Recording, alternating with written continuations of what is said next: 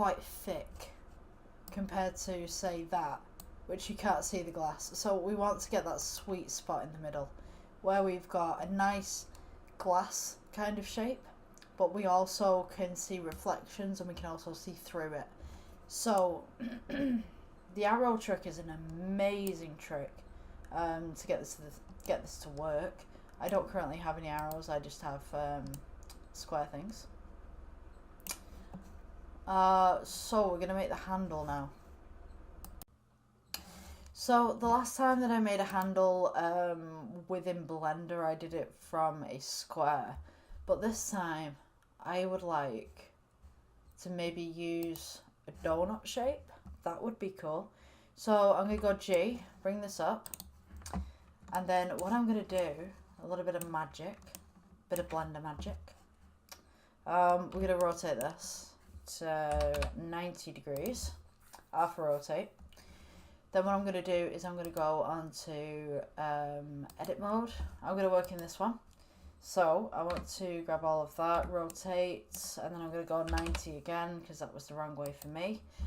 And then I'm going to go B for box select.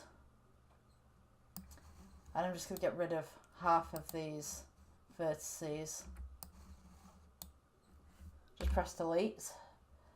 Get rid of the faces. And then I'm going to take this. We're facing that way.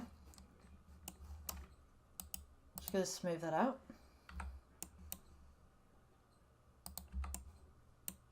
This is kind of cheating making a handle, but it's like one of the most simplest ways of doing it. Because like the way that I did it last time with a cube, like that was just an abomination.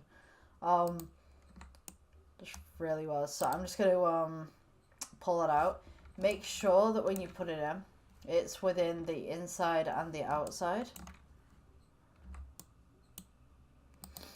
And for the texture on this, we want to go with the glass texture that we made prior.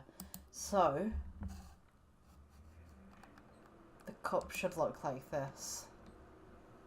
I think that's a better angle actually. So it kind of has a thicker glass side, but I mean you could make, even if you wanted to, I'll just make another little thing right there. If you guys really wanted to, you could make it smaller, just to match the glass a little bit more.